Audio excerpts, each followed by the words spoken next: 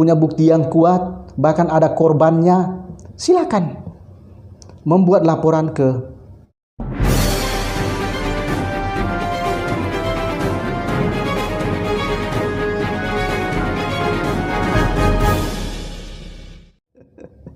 ya, mari kita bombardir bersama otak Bleang ya. Ya, setelah otak Bleang mencari tahu informasi terkait dengan nyanyian-nyanyian artis Nikita Mirzani, nampaknya sampai dengan saat ini masih terus menyuarakan secara lantang ya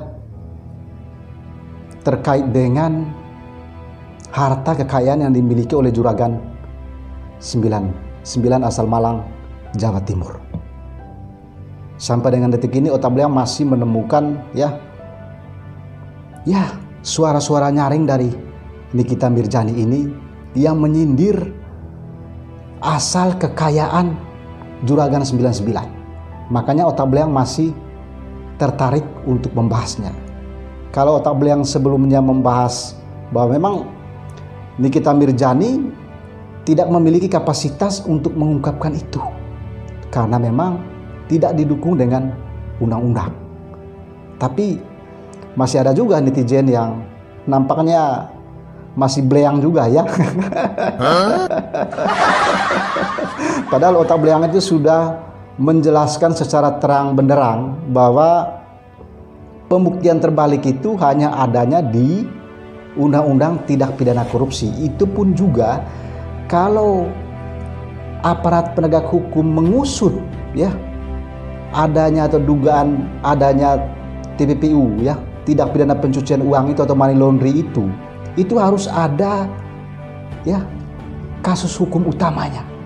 Harus ada tindakan pidana utamanya atau primernya. Ini setahu otak Bleang ya, meskipun otak Bleang ini bukan berlatar belakang hukum, bukan ahli hukum ya, tapi tidak bodoh-bodoh amat juga terkait hukum ya, cukup sedikit mengerti terkait dengan prosedur hukum. Jadi kalau misalnya ada seseorang ya yang terlibat kasus korupsi, maka nanti itu adalah tindak pidana utamanya, tindak pidana primernya. Lalu nanti aparat penegak hukum ya, apakah kepolisian, kejaksaan itu dia bisa juga menelusuri dengan ya pasal lain, atau dalam istilahnya adalah dia juga bisa menerapkan dengan pasal lain, misalnya pasal TPPU, ada dugaan tindak pidana pencucian uang di sana, sehingga nanti aset-asetnya disita lalu diputuskan di pengadilan apakah memang benar bahwa yang bersangkutan itu memperoleh kekayaannya itu, memperoleh uangnya itu dari hasil pencucian uang atau tidak. Jadi prosesnya seperti itu. Jadi harus ada tindak pidana primernya dulu, baru TPPU-nya diterapkan. Contohnya sekarang ya, contoh yang paling simpel sekarang ini terjadi pada ya kasus yang dialami oleh afiliator Doni Salmanan dan Indra Kents. Jadi selain mereka diterapkan dengan ya pasal tindak pidana terkait dengan menyebarkan berita bohong, melakukan penipuan, juga di sana mereka menerapkan pasal terkait dengan TPPU ya, tindak pidana pencucian uang. Tapi ada dulu tindak pidana utamanya, tindak pidana primernya, yaitu ya mereka menyampaikan berita bohong ya, jadi melakukan penipuan. Itu tindak pidana utamanya, baru diikuti dengan pasal pencucian uang atau TPPU itu tadi. Jadi prosedurnya seperti itu. Jadi kalau ada orang yang merasa dirugikan bahwa misalnya harta kekayaan orang ini tidak logis, diperolehnya dengan ya cara-cara kejahatan, bisa dilaporkan ke aparat penegak hukum. Bisa. Silakan saja. Nanti aparat penegak hukum lah yang akan membuktikan. Tapi kita sendiri tidak punya kewenangan itu untuk menyampaikannya ke publik luas. Jadi lagi-lagi otak Bleang tekankan kepada para netizen bahwa yang otak Bleang sampaikan itu adalah sebetulnya edukasi. Mohon maaf kalau otak Bleang keliru atau salah menyampaikan ini, tetapi itulah prosedur yang sesungguhnya.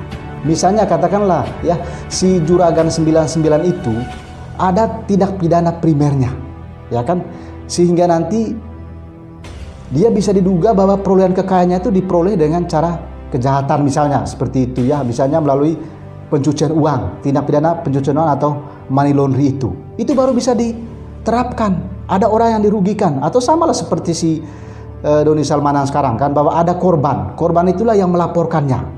Ya, para korban ini melaporkan bahwa dia telah menipu kita. Ya, yang sebelumnya dia katakan bahwa ini adalah sebuah trading, ternyata itu adalah sebuah judi gitu. Itu dia melakukan upaya penipuan sehingga ada korban.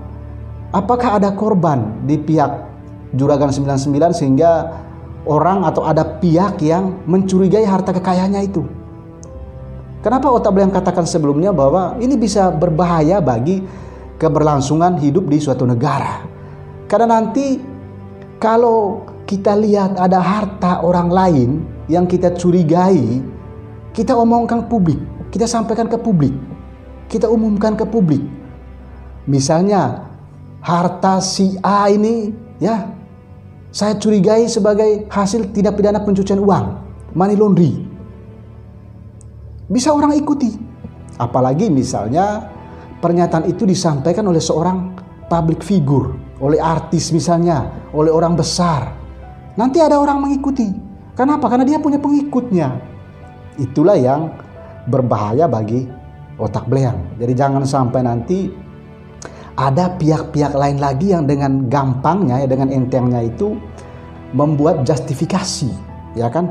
Kalau itu benar ya, nggak masalah. Tapi itu pun juga harus melalui proses hukum. Silakan membuat laporan ke aparat penegak hukum. Jadi seperti itulah. Jadi kita ini kan hidup di suatu negara demokrasi, ya, hidup di suatu negara yang menganut sistem hukum. Jadi hukum kita harus tegakkan. Jadi kita menjadikan hukum itu sebagai sebuah panglima, sebagai panglima yang kita harus ikuti, kita harus taati. Jadi jangan kita berbicara sesuka kita, semau kita, ya. Ini kan sangat membahayakan sekali gitu di negeri ini. Tapi kalau kita misalnya dilindungi juga undang-undang, ya, seperti yang Otak Belang katakan sebelumnya bahwa kalau saja, ya, pembuktian terbalik itu, pemberlakuannya itu diperluas, ya nggak masalah. Tapi kan sampai dengan detik ini pembuktian terbalik itu hanya berlakunya pada undang-undang tindak pidana korupsi, ya. Jadi kalau ada orang melakukan korupsi, nanti dia buktikan bahwa kekayaannya itu diperoleh dengan cara yang legal, bukan dengan cara yang ilegal melalui, ya, pencucian uang. Itu dia buktikan di sana. Sehingga kalau dia lolos dari itu, maka harta-harta yang disitakan akan dikembalikan. Tapi kalau memang dia tidak mampu membuktikan harta-harta itu, maka seluruh hartanya itu akan disita oleh pengadilan. Dan itu harus ada putusan pengadilan. Sampai putusan pengadilan yang berkekuatan, ya, tetap atau inkrah namanya, ya.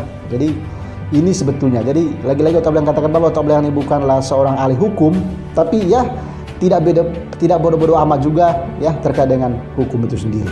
Nah, kembali lagi dengan ocehan si artis Nikita Mirzani yang sering sekali orang mengatakan bahwa ini artis ini cukup kontroversi di negeri ini.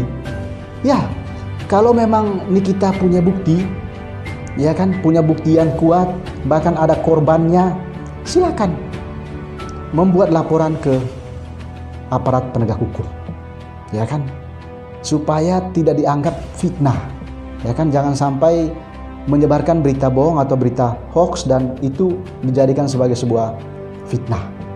Meskipun, ya, banyak juga para netizen yang mengatakan, ya, Nikita Mirzani mungkin dia sedang, ya, pansos, ya, dia mau cari tenar, ya kan. Itu ada juga banyak netizen yang mengatakan demikian, terutama di kolom komentar video Otak Belang sebelumnya itu.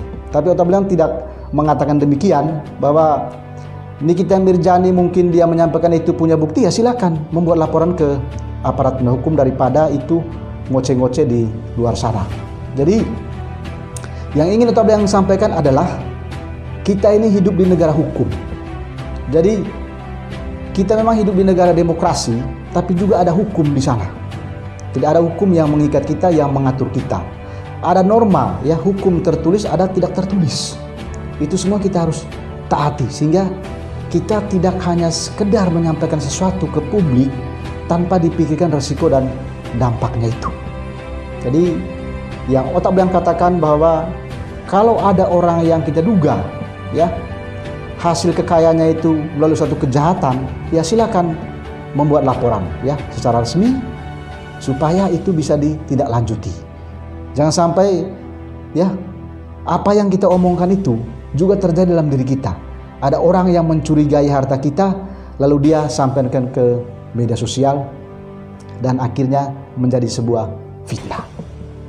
Ini yang sebetulnya Otak Belang sampaikan kepada sahabat-sahabatku sebangsa terakhir, ya.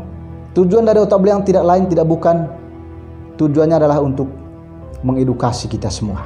Jangan sampai kita, ya, hanya karena kita mau lebih tenar, ya kan, lebih dikenal banyak orang, lalu kita, ya, dengan mudah, dengan gampangnya kita mengobrak-abrik tentang orang lain.